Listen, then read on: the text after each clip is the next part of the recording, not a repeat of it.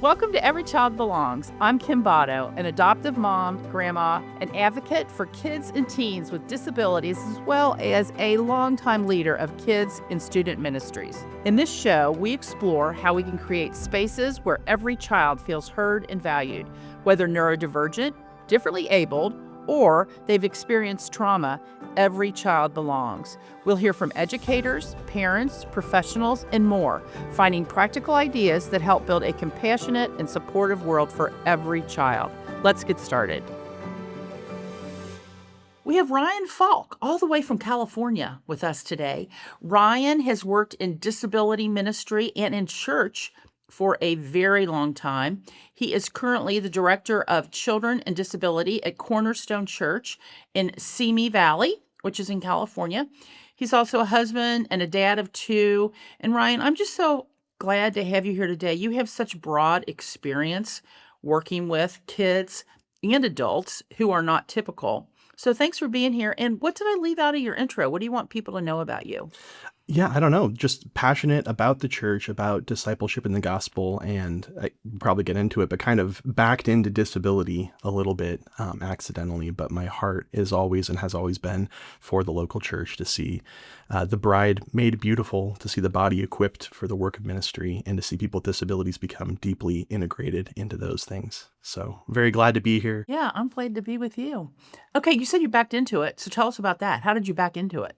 Yeah, I was at the time doing junior high ministry at a church, and they had kind of a youth group on Sunday mornings, but they also had a Saturday night service that didn't have anything for the youth. And so I started showing up to do basically a small group with a handful of kids that for whatever reason couldn't come on a Sunday. But after a few years of doing that, the group had really grown to 30 to 40 kids on a regular basis, and a huge percentage of them had disabilities. And there was just one day of looking around and realizing this is not the usual group that we get on a Sunday morning. Mm-hmm. And also coming to realize a lot of those kids weren't coming to Saturday night because they had to, but because they preferred it. And so a lot of my first experiences with disability ministry was really reverse engineering. What was it about that group and that gathering that had drawn them to be a part of it? And so it was not for several years later that I think I fully pieced a lot of it together, but that was definitely the beginning of my heart and passion to see people with disabilities who were overlooked in the church. And they weren't there because nobody thought about them, but nobody thought about them because they weren't there. And I had the providential accident of accidentally creating an environment that was very welcoming to neurodivergent kids with disabilities, different things. So God was gracious to me in that way. I can probably guess what some of the things are, but why don't you tell us? No, I want you to guess. What were the things about that? Yeah. You want me to guess? I want you to guess. I'll guess. It was probably less people. Mm-hmm. So it was quieter. Correct. Because I would love to talk about student ministry because I think when you get into student ministry, it's much more unpredictable. Yep. There's games. Yep. There's all this stuff going on. There's all this social stuff going on beforehand. Totally. But it's hard if your brain's wired differently, which I would think on Saturday night there would be less of that going on. Yeah. So that's my guess. But you tell me and talk about, because I will also say, I used to be, I would say, man, inclusion all the time. Everybody together all the time. And then I've come to realize, especially as kids get to be in the teen years, there are some things that are just really hard for them to sit around a small group and talk about. They don't have the same experiences. So yeah, tell us all the stuff, Ryan. I think you nailed it. For a lot of the things that we picked up on was, one, it was just smaller. The Sunday group was 3 digits worth of kids. It was crazy. There was not a lot of clear demarcation between the activities, even though there was a very clear idea for a schedule in the leaders' minds. The free time that would then blend into a worship time where you were allowed to kind of roam around the room and be expressive in your worship and loud and noisy, then going into a game where, again, you're allowed to be a little louder and noisier, to then transitioning into a sermon. There was no clear markers for what those were, and I think a lot of the kids got lost in the shuffle. But because the Saturday night group, we didn't have any of the AV stuff to do. So it was all house lights, an acoustic guitar for worship, sitting in a circle and talking, unprojected, had accidentally created a low sensory environment where it was also small enough that everybody felt known. And a lot of the growth happened as people would bring their friends or people that they knew through different groups or participations. And so it became in a lot of ways kind of an evangelistic driver. There was even one family that came because their son wanted to come, and they said, well, if we're dropping him off and it's only an hour and a half, we might as well stick around and go to church too. And that family wound up getting saved Wow. because of that. So it really was just kind of personalized, low sensory, clearer, more clear abilities to let people know what you're supposed to be doing at a given time and to help with those transitions.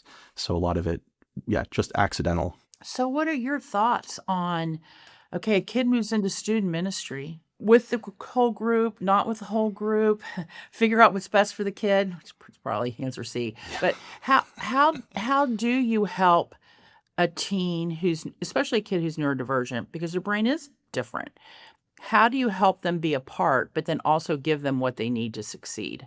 Yeah, you said it right with answer C being what's best for the kid. And so when you try to force something that's maybe not the best for them, it's not going to be a win for anybody. The goal isn't just to have everybody together in the same place. The goal is to have people who are being discipled. And so the process that Yes. I've come to understand and look at in disability ministry is saying the goal is static, because that's told to us by Jesus. We don't get to determine our own goal. It is to go into all the world and make disciples, baptizing them in the name of the Father, Son, and the Holy Spirit, teaching them to observe everything I've commanded you. That's our mission. We don't get to pick or choose or detract or add from that. The only question is, how does our church do that? And then what are the barriers that are inhibiting somebody from participating in those activities that lead towards and cultivate discipleship in them? And so for a given person, as they're transitioning from one ministry to the other, communication's got to be huge of figuring out what were the supports that they were receiving in kids that they would maybe need to continue receiving in youth ministry. And just being able to have those conversations, you'll be able to anticipate a lot of things that are otherwise going to just pop up and scare you. And Mm-hmm. if you're caught flat-footed, you're not going to be able to respond well. And so having those conversations ahead of time, I don't want to compare kids to goldfish, but like when you have a goldfish and you're going to transition them to a new bowl, you scoop out some of the old water and put it in so you don't shock the system. So That's good. so in the Write same way, that when down. when you, yeah, when you've got somebody transitioning from one to the other, there's a big danger in there of just shocking the system, because kids and youth can look so different depending on the church. Being able to recognize what is familiar, who are the familiar faces, how do we start creating that familiarity earlier on? So doing things like allowing them to come and experience worship for a couple weeks leading up to promotion, making sure to have some of the leaders from the youth group coming down into elementary, just so that there's familiarity, considering if there's some volunteers that might want to move up and continue on with the kids that they were serving in 5th grade, 6th grade, wherever you promote from. Yeah, just creating that continuity, creating that conversation between the leaders so that they know what they've been receiving and how they can continue to provide that, with the understanding too that when they go through puberty and there's a whole wash of hormones in their brain, a lot of that stuff gets reset and you can't use the same playbook from when they were a kid to when they're a teen. So Right. there's not one thing to do, but it's all about recognizing and creating that smooth transition and continuity, linking the past and the future. Oh, Ryan, I'm going to use, and I will attribute the goldfish example. I'm sure I didn't come up with it, but that's Yeah, but that's where I heard it for the okay. first time from you. That is so good because yes, they need some of the familiar as they also are then introduced into the new. That'll preach, Ryan. Thanks for Yeah. that. And the transitions, here's another analogy to maybe use, that the number one cause for car accidents isn't excessive speed. It's not inebriation. It's actually just lane transitions and turns. And so whenever you're making any kind of transition, you've got a danger. And that plays on a week to week basis when you're transitioning from different elements of a Sunday morning. But especially when you're transitioning through ministries, there's a huge danger in just losing things on the turn. If you picture a bunch of kids piled into the back of an old truck and you're going down a dirt road and you go around a corner, you make sure you don't have anybody tumble out and lose them on the turn. Same Right. sort of thing with ministry transitions, is you got to make sure everybody's still back there. We good? And what you say, I mean, my observation and in talking to parents, we actually do lose a lot of them hmm off the back of the hmm truck for during turns. So how might we avoid that? Yeah, being able to have those conversations earlier rather than waiting until you start making the turn to figure out everybody buckled in, everybody holding on to something. Because a lot of the times, the reason you lose people in those transitions doesn't have anything to do with the ministry itself, and it has to do with changing family dynamics and things that might be going on at home. And so the more keyed into that you are, the more you can help people lean into those turns, smooth those transitions out so you have fewer bumps from which to toss somebody from the bed of your truck. Yeah. Yeah. Wow. Your examples today, well done, Ryan. Thank you. Very good. I mean, because I think most of us, we learn through stories, Hmm. and you're painting a picture that we can relate to, that we have personally experienced, that then can apply Yeah. to the kids that we most want to reach. I'm sure you have a ton of stories. Is there a story that really changed the way you look at disability ministry? And when I teach, I usually draw on a whiteboard, just stick figures to illustrate what I'm talking about. And there was one student in the youth group that I was serving in who had autism, and his parents had told me he had autism. And every time I would teach, or often when I would teach, not every time, and that was a crucial distinction between every time and often, but often when I would teach, he would start rocking in his chair and kind of flexing his hands and getting a little antsy. And I had assumed that it was just because that was the last thing we were doing for the day. And so I would look at him and say, hang in there, buddy, we're almost done. And he was really struggling and he was really trying. And after months of this going on, I finally was fed up and I asked the right question, but in the wrong spirit, which was, what's wrong? And he pointed at the whiteboard behind me and he said, none of your stick figures have noses on their faces.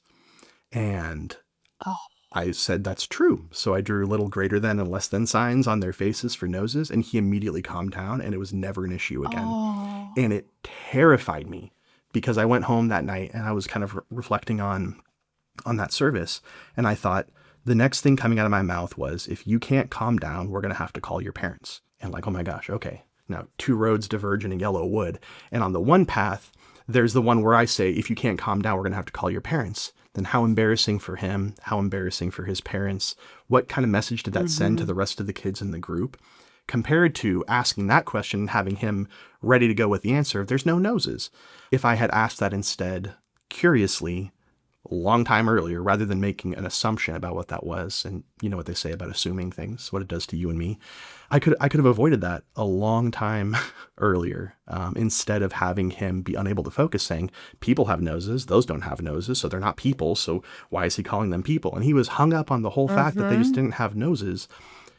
And if I had just asked that question humbly earlier, we could have avoided all of that. And so the barrier for him, if we're talking about the things that inhibit their access to the gospel, for him, it was the fact that I hadn't drawn 2 expo lines on the faces of those stick figures. Now, that's not going to be an issue for most people. Even most people with autism aren't going to be bothered by the fact that you don't draw a nose on your stick figure. But for him, that was the thing that stood between him being able to focus and engage with the lesson and him being agitated and disruptive and feeling like he wasn't being understood or heard. And so when I saw just how how easily it could have gone that other direction, that hinge scared me, and it Mhm. really adjusted my whole perspective on ministry to say I'm going to have to become a lot more curious, a lot more Mhm. quickly than I tend to be. Yep. And that fundamentally changed how I approach ministry. And that was really, I think, what kind of put me on the path to start asking the right questions, to recognizing the rest of the things that were keeping people with disabilities from the church in general. And another one that really set me up and was, again, kind of God's grace, going beyond what I was even expecting to do or understand, that there was a girl who would come in every week to the youth group, and she was just absolutely just stone-faced. And she would sit down in a chair and she would stare straight ahead. And so for the first couple of weeks that she was coming, I would try to, drift into her field of vision and say, hello, how are you doing? Welcome. And she would glare and then go back to staring straight ahead. And after a while, I just kind of said, all right, I'm going to let her be. I'm going to be content with the fact that she's not being disruptive. She's not putting herself into mortal danger, and she's just being quiet. If that's what she wants to do, that's fine. And so for months and months, she would come and every week do the exact same thing of just sit quietly in a chair, looking like the most unhappy person that had ever walked God's green earth. And it was a summer where there was a Summer Olympics, and we were going to be doing a Wednesday night Summer Olympics kind of youth group game.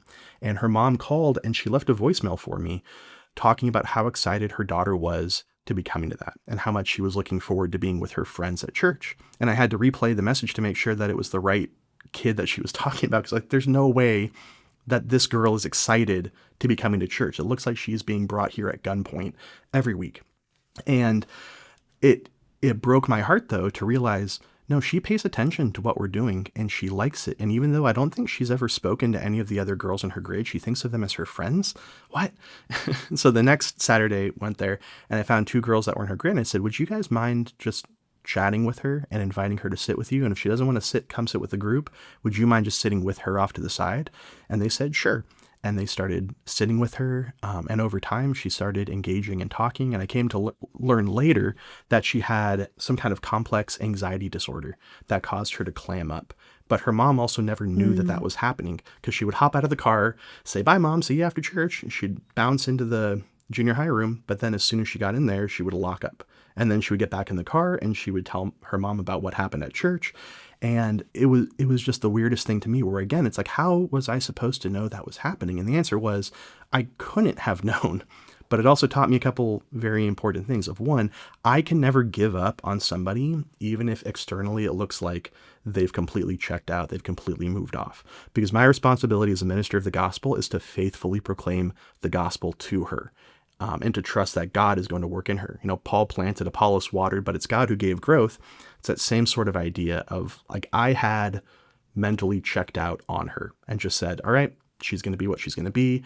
I'm not investing any, emotional energy or time trying to engage with her. I don't remember if I was praying for her or not, but it was that sort of thing that said, despite my lack of intentionality and effort, God was still working in her heart.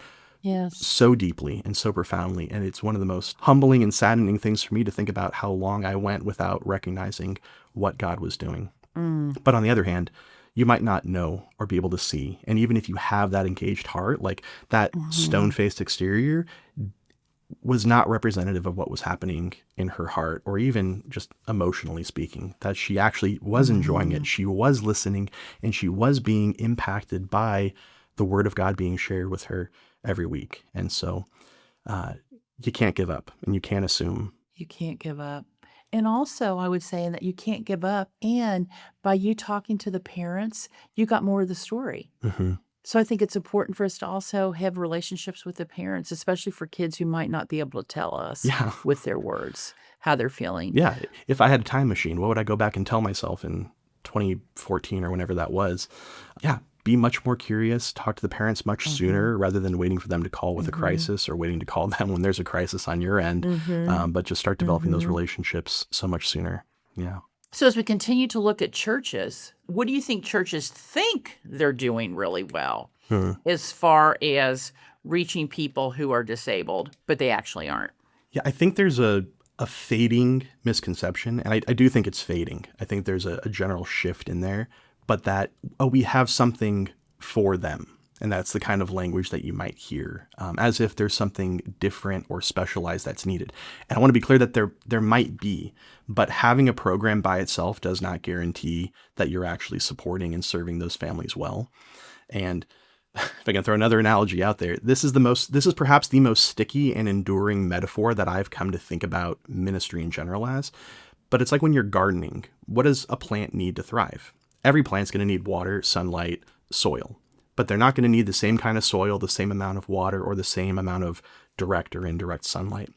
And so when you understand the plants that you're actually trying to care for and cultivate, you'll be able to know, what I would need to care for this one plant might be severely overwatering this cactus. And so recognizing that you've got different people in there, you can't just say, well, our program is everybody gets 2 gallons of water, neutral pH soil and 4 hours of sunlight a day.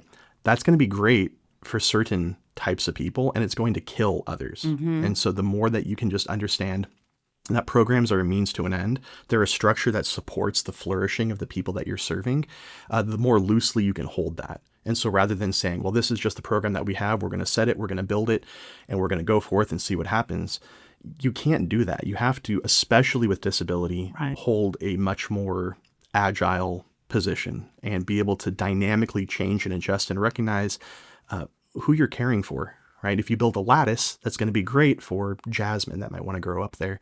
But if you've got pumpkins, it's going to do nothing for them. And so in the same sort of way, churches can build these structures and they say, well, we built the lattice. Why is nothing climbing it? It's because you got a bunch of ground plants that don't benefit from that. I don't want to get too lost in the particulars of the horticultural world here, but does that make sense a little bit of It totally makes sense.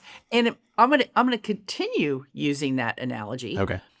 Because there are families that take their kids and teens to church, and the church will say, all we got's lattice here. Like we're not equipped for a ground plant. Right. What are your thoughts on that? Because a lot of families hear that, and I think the people of the church think they're being kind and saying we're just not equipped, but it feels like rejection to the family and their kids. Yeah. It's hard because there might be instances where a family would genuinely be better off at a different church. And so I think there's a very healthy perspective to say our church is not the one and only church, that the capital C church, there's got to be other God-honoring churches in your area. But if God has brought this family to your church, you have to be really careful as a leader to say, why have they come to my church? And can I be so flippant to just dismiss my responsibility as a leader to care for this family who's come here, who God has brought into our orbit?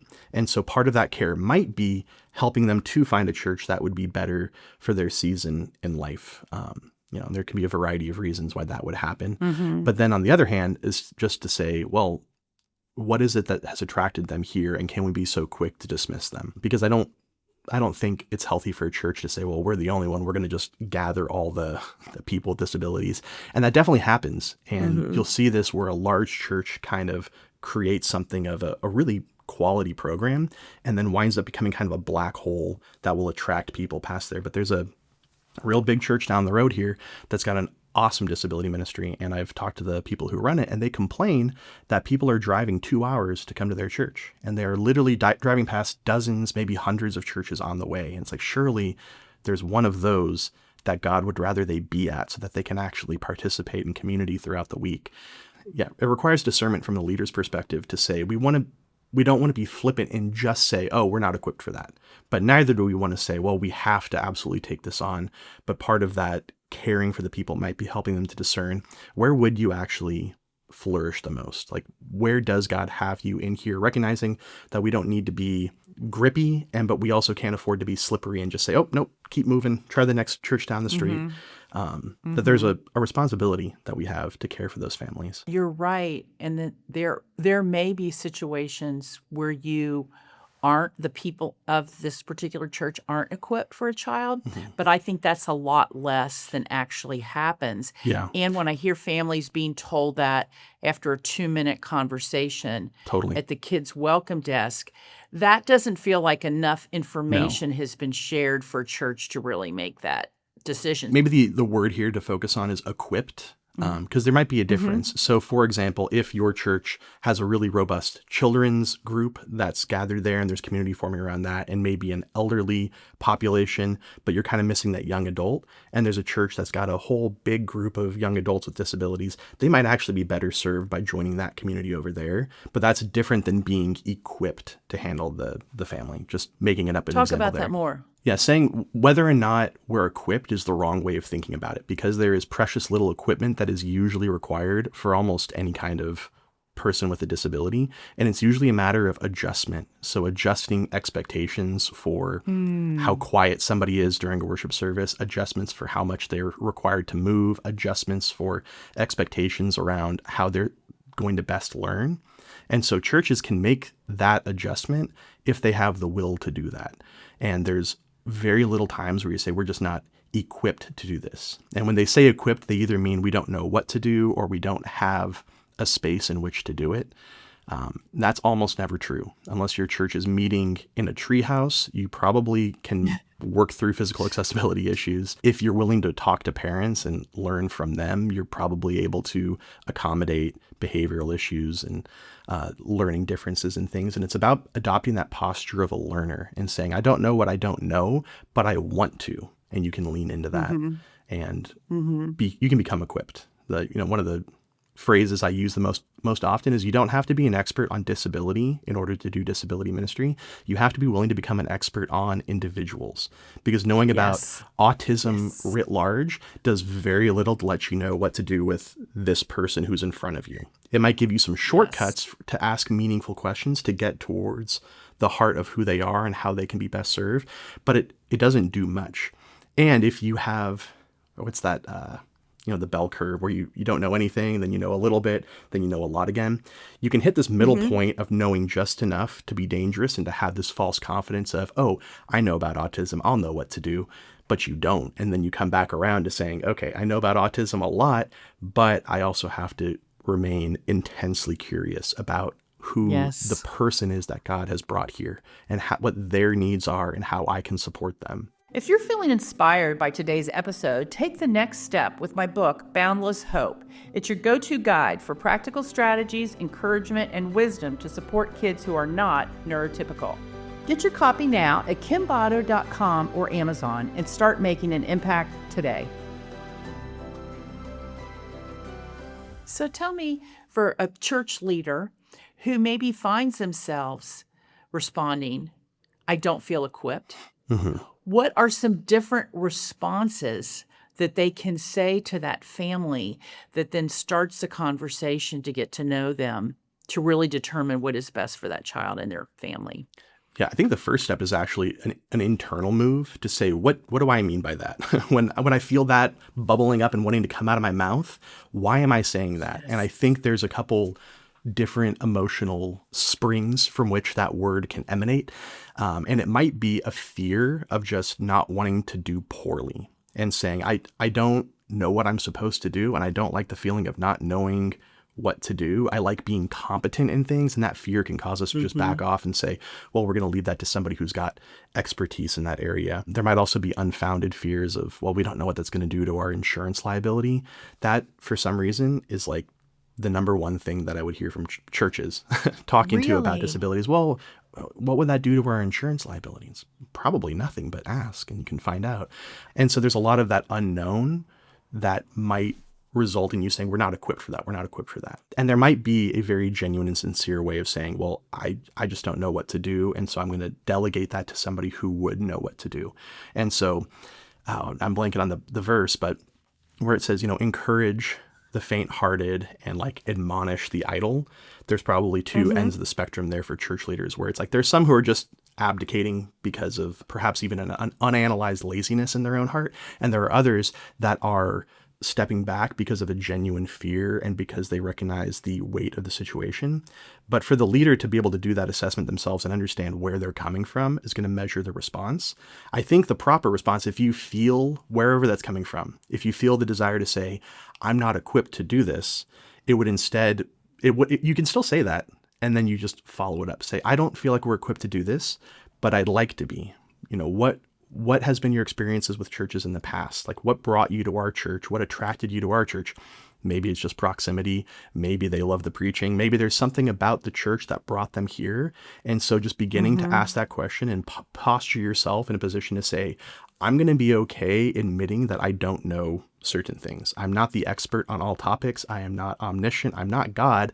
And so I need to be able to be a learner and to take that humble position as a learner without overcommitting. Because if you want to say, oh, yeah, we can do all these things, if you promise the moon, don't do that. But begin by becoming a learner and saying, if you want to be at this church, we'd like the same thing. Help us figure out what have been challenges in the past for you to be part of the church and how can we resolve that here. I think that's the only thing you could do.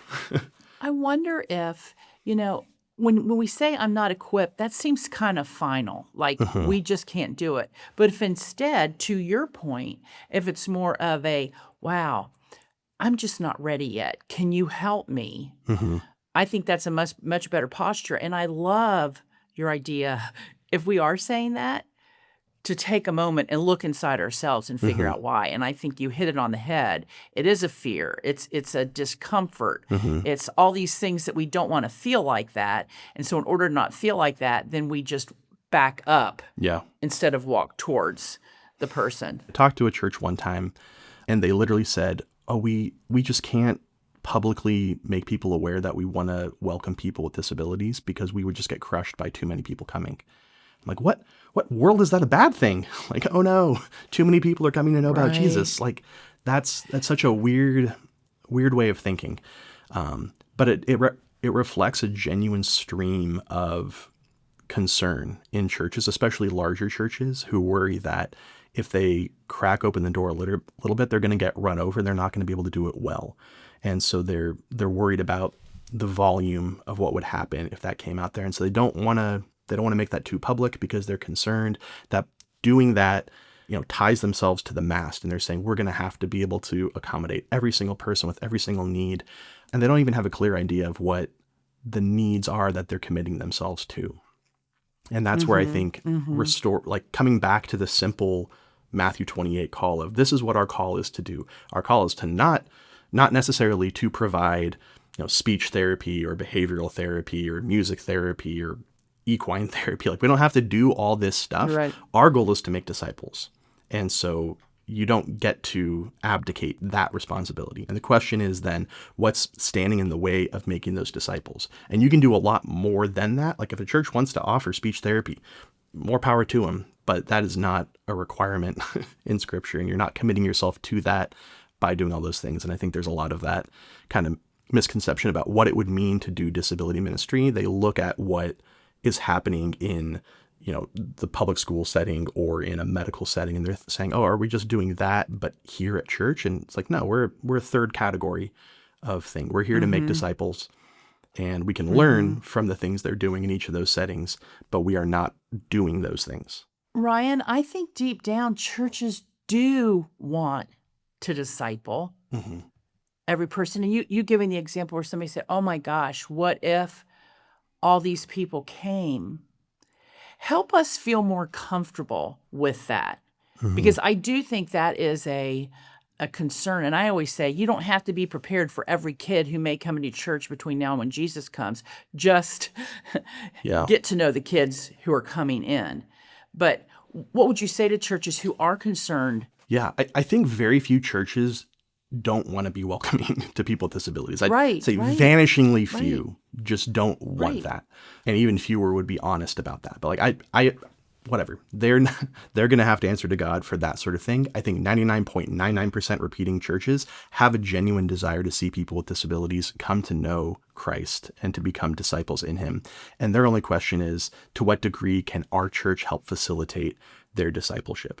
And so sometimes it's an overdeveloped sense of what you're committing yourself to, and then also just a vague fear where they won't even be able to name what they're afraid of, but there's just so much that they don't understand. There's so much unfamiliar about the world of disability special needs that they're not even sure what they're committing to. And so clarity always brings more calm and assurance in what you're doing. And so returning again to that simple fact of what are we here to do? To make disciples of people. How does our church make disciples? Your church probably has a very clear sense of what that looks like, whether that's a particular pathway or liturgical rhythms in the church, whatever that looks like for your church. You already know what it means to make a disciple in your setting. And the only question then becomes, what is standing in the way of them accessing that? And so you can start to do that on an individual basis when somebody comes and they're struggling in some way or another. It becomes a very simple process, which is not to say an easy process, but it is a simple process. The other thing that I think can bring some more assurance to that is that this is a supernatural endeavor, that we're not just doing this out of our own power. And there's always a temptation to reduce our success metrics to things that are within our human control. But if you remember, this is God's operation. This is his endeavor that he's going to, it's so cliche, but he equips those that he calls, or he qualifies those that he calls. So if he's calling you to make a disciple of X, Y, or Z person, he's going to equip you to do that. And now in that, the other thing that I think can cause some level of anxiety is when churches have an overdeveloped sense of their own ignorance, that they become deferential to parents or individuals where they say, I don't know anything about this world. You tell me what we need to do. And that's not good either, because they're, again, now they're having the reverse problem where they're abdicating their spiritual leadership. And so there's a sense in which the church does have to be the one to provide leadership and say, this is what we're aiming for as a church. This is the people that we're becoming, and we want you to be a part of that. So help us identify and remove the barriers that are keeping that from happening. And so when you had that totally deferential posture, you open yourself up to who knows what, because parents, while they are a very valuable source of knowledge and information about their child, and while people who can advocate for themselves are the best possible ones to speak about what they do or don't need, they might not have the clearest idea of what the church is trying to do. And so there has to be a tension where you can recognize like that is in line with what we're trying to do, and that is something that's kind of beyond the scope of what we're trying to do. And so when you have that calm assurance of this is what God has called our church to do. This is what we're doing to make disciples. And because we've been called to make disciples in this city, if there's people in this city that have disabilities or special needs, God's calling us to make disciples of them too. Now the question is, what's standing in the way of that happening? But if you open yourself up to that entirely open-ended, you tell us what to do, yeah, that's a horrible place to be.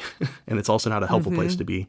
And then on the other hand, if you say, well, we know with such certainty what we're trying to do, and you don't fit into that, that also can't possibly be true because of the Matthew 28. Dan Vanderblatz puts it so well where he says there's no asterisks in Scripture that you can't just say, oh, go make disciples of everybody except those with disabilities. Like that doesn't, Right. you don't get to make that call. Right. So again, Right. two ends of the spectrum. And to your point, the way you get out of the spectrum into what's best, it's a conversation. It's talking to people. And I think sometimes, as I'm listening to you, I think sometimes in this world, it is such a fast pace. For someone who is different, in order for us to provide a space for them, it does mean that we need to slow down and really get to know them and figure out, so often it's small modifications. It's not something that's going to cost $1 million. It might be, you might need to buy a fidget or headphones or get an adult who can work with the person on a regular basis, but it's just not that hard. Yeah, as much as churches need to slow down, sometimes you need to help parents slow down, especially parents, because they have such a combative posture in so many different avenues of life that they're fighting insurance, they're fighting school districts, they're fighting bullies on the block, whatever that is. They're coming in with this coiled up posture, and they might interpret a gentle question as an attack. And so because they've got just such raw and exposed nerves, that even a question can feel like a rebuff to them. And so from a pastoral perspective of just how gentle you need to be and patient you need to be when they don't respond well. Because I've had conversations with pastors who have said, we really tried with this family and they just got so angry at us and they left, angry letter, angry voicemail on the way out. And it's like, I don't know what I did wrong. And the answer is they might not have done anything wrong. But when you come in, that can really temper your reactions to their reactions if they're unwilling to do it, or if they say, oh, I know what that question means. You don't want us here. You say, no, we do want you. And it's this assumption that they're such an ill fit, or they feel like they're such an ill fit in so many different areas, that if there's not an immediate embrace, they'll just fly off to something else and look for somewhere where they feel like they can land. And so having a passive acceptance isn't always enough. You need to have a real active drawing in and saying, go to the highways and hedges, find them and compel them to come in. And you have to create and compel them to come in, because that kind of passive invitation of, on your church sign outside, everybody's welcome. Well, okay. That's not going to do much for somebody who's already been burned so many times that they're not going to venture in to do that. And so just saying that again, like slow yourself down, but then help them to slow down too, and understand that your questions are not rebuffs, that conversations around difficult topics are not them sliding towards the exit, but that it's trying to draw them deeper into that community. Yeah, thank you for talking about helping the parents slow down. And when we do have difficult conversations, I think going back to the Great Commission, it's go and make disciples. Yeah. So we might have to leave our church building and pursue because this family has been hurt. And I also want to make sure that we're not doing this just for the family. We're doing this to help the church body be complete. Totally. That we grow. We grow closer to Christ when we engage with people who are different than us. So it's good for all of us. And not even just on a personal level, but this is the thing that excites me the most about the church compared to any other institution on earth, is that we can have a genuine, full-throated, full-chested appeal to say, you don't just need the church, but the church needs you, that there's a mutual dependence that comes here. There's nobody else that can look at somebody who's got, below average IQ, nonverbal, quadriplegic, and say, we need you, except for the church. That's the only institution, the only thing in the world, because it's the Spirit that creates that unity. It's the 1 Corinthians 12:26. The parts of the body that seem to be weakest are the ones that are indispensable. Nobody else gets to say that. There's no business that's going to say, oh yeah, that's exactly who we need for this. But the church does. And we get to say it without being pandering, without it being patronizing, that it's genuine. With conviction. Yeah. And like, how does that person fit in? I don't know. It's not always clear. But the truth is, it's pretty unclear for most people. It's just that you can often paper over that. And it's kind of like the construction site thing where you see, 5 people standing around and 2 people digging their hearts out. Churches usually operate the same sort of way, where there's a small minority within the church who have very obvious giftings, and they are over leveraged to do everything. And I think the church would actually be more healthy in general if we took that seriously, to say everybody has a role to play. And it's not a question of if they have a role to play in fulfilling the Great Commission, but how they have a role to play. Right. And then you start looking much more differently to say, how do we actually arrange the parts of the body the way that God intended? Because again, this is not our endeavor. This is a supernatural endeavor that God is doing in us and through us. And it's a matter of faithfulness and obedience for us to be actively pursuing the inclusion and the integration of people with disabilities in the life of the church. Yes, absolutely. As we finish out here, because you have been involved in disability ministry for so long, and disability ministry is becoming much more of a thing. Yeah. Churches are aware, and they're going, yes, I want to do that. Sometimes not even knowing what that is. But is there something in the disability ministry culture that you think needs to be challenged right now, that we need to really think about? I think the challenge is always and has always been silos, that you can so easily create churches within churches of parallel churches, that in that good pursuit of creating a structure that serves the needs of individuals, if you don't actually intentionally weave those together to create a unified body, you might just wind up with 2 different bodies that happen to occupy the same space at the same time on a Sunday. And that's never healthy. And in a lot of ways, for churches that struggle to integrate those people in the first place, creating that second place for them to go, like a distinct ministry, can serve as a release valve, where it kind of releases that pressure and you feel like, okay, we don't have to worry about that anymore. There's a space for them to go. And so if you're not actively and continually looking for that integration, it won't happen accidentally. That the inertia is always for it to drift apart, for it to become siloed and isolated.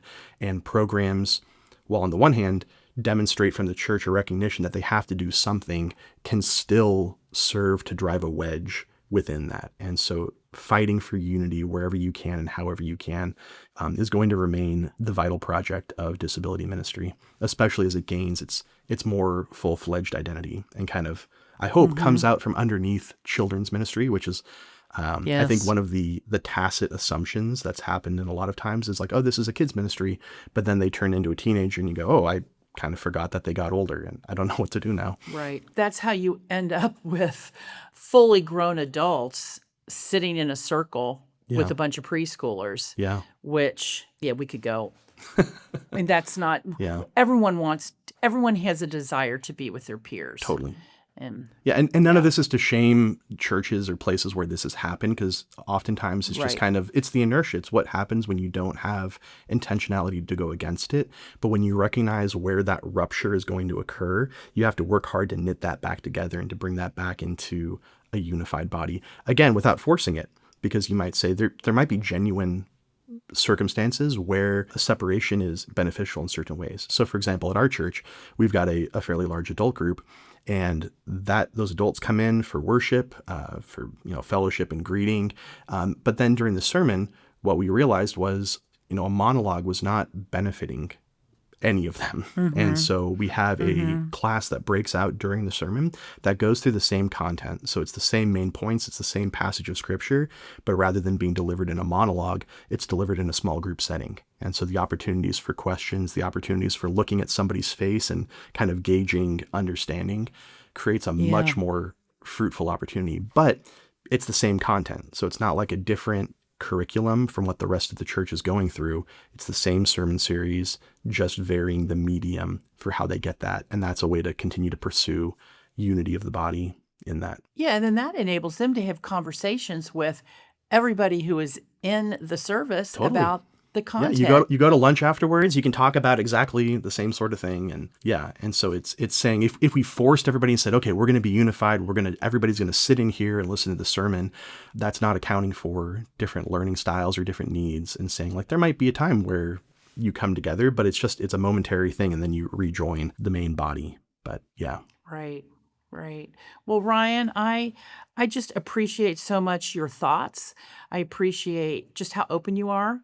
And as we finish up, we like to end with just a couple rapid fire questions so people get to know you even better. Sure. So you ready? Yeah. Here's a couple questions. If you could eat only one food, what would it be? Korean food. Oh, like one dish? Really? No, okay. Korean.